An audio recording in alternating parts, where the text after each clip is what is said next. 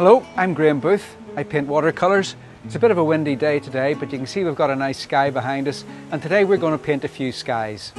Before starting to paint, it's important that your brush is full of paint. If I hold the brush over the paper, in fact if I give it a little shake, you can see just how full of paint it was.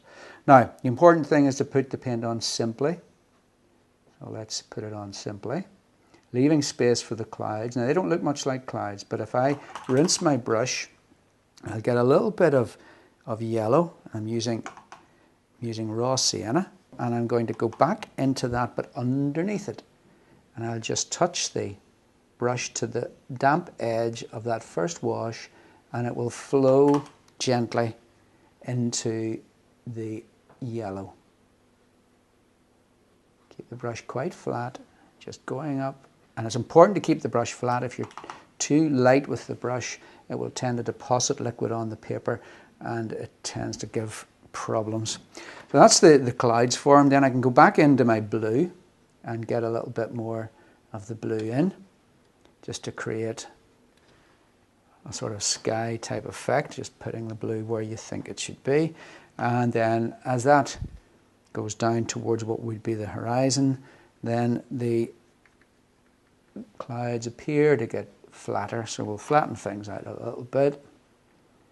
I'll just bring that right down to the bottom there, and we can add a little bit of a landscape later when it dries. That's the first sky. With this first one, there's a sort of suggestion of almost reflections there, so I'm going to try just putting a little bit of simple tree shape just above that reflection, and with a bit of luck it'll look as if it's trees reflecting in water. So first of all I need to mix up a greenish colour. Lots of ways of mixing greens, but one very simple way of getting a rich green is to use a little bit of viridian and a little bit of burnt sienna, and that gives quite a decent green. Let's see, simple treatment. And I'm using the brush in an upward motion to try and get a sort of broken edge to it, so that it looks a little bit like trees.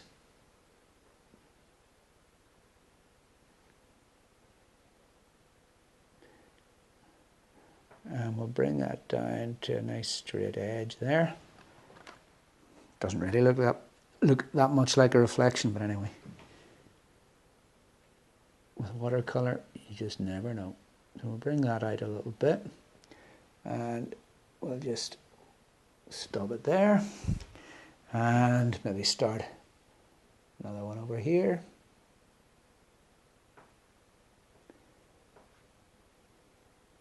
Again, use the side of the brush. A little bit of yellow in there just to make it slightly greener.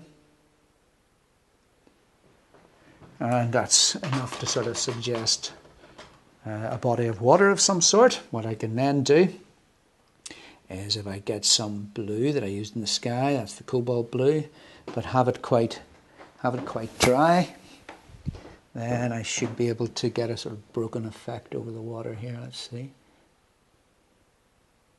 So we get something like that. Yeah, it looks a bit like the sun on the water. Dry up these great big dollops of liquid there. That's okay. The second sky we're going to do, I'm going to use the blotting out method that probably is a little bit easier for beginners than the first method I used, but it isn't just as controllable. At least I don't think it's just as controllable. So again, we'll mix up a nice big mix of cobalt blue. This time, instead of leaving space for the clouds, we just simply paint the wash right down. Nice full brush, pick up the bottom edge of the previous line and continue working down. Remember, skies get slightly lighter as we go down, so I'm going to gradually add water to the mix as we work our way down. Don't worry about the odd little white bit that's left. That's not going to make any appreciable difference. Keep going down. I need to do it fairly quickly because I don't want the top part to dry. Then what you do is you take a damp tissue or kitchen roll and simply get my tissue and just use the tissue to lift out little areas of white. Now the reason I use a damp tissue rather than a dry tissue is that if it's too dry, it will soak up too much paint. Again, and essentially you just make cloud shapes. The more you lean, the more paint you will lift off. So if I go quite strong, I'm lifting off nearly all the paint I've just put on. The third and final type of sky I'm going to do today is a wet and wet sky. Here I'll wet the paper first and then drop the blue into it and essentially try and make a sky like that. It depends on movement of the paper to allow the blue to flow around it, so I'll need to just loosen the easel slightly so it's nice and flat. Normally with the other skies you should have your easel or whatever you're using at a slight angle. So wet the paper first, just with plain water. It's important that it's really quite wet. It shouldn't be, if you look at the paper with the light against it, it should be nice and shiny. If it's looking slightly dull, then it isn't wet enough, because slight dullness is a sign that it's starting to dry. So nice and wet. What I do then, dry the brush again, because there's lots of water on the paper, and this time get almost pure cobalt blue and essentially almost just drop it in here and there. There's a bit there, do a bit here, do another little bit here. We can do different colours. I've added a little bit of burnt sienna to that. I can get a little bit of grey, a little bit more and make it a bit greyer, I think. Now that doesn't look much like a sky, but if I take the paper and tilt it a little bit, you can see that we start to get, sorry, I'll need to just tilt that back so you won't be able to see it. You start to get something that starts to look a bit like a sky. Probably this is the least controllable sky, but it's probably in some ways the easiest for beginners, so long as the paper is really well wetted first. Again, sorry, I'll just tip this back the other way.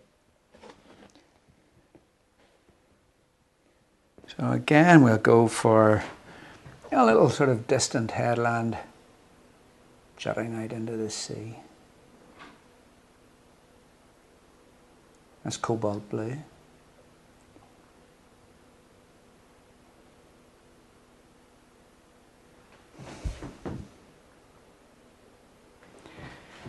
And we'll bring some, well, I suppose we can get some sea going here, the sunlight glinting on the sea. Let's see.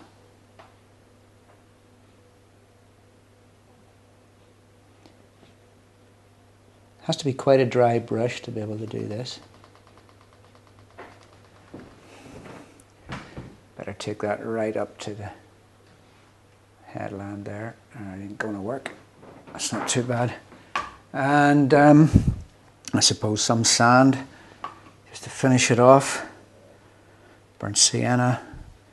A little touch of the cobalt just to dull the sienna down a little bit.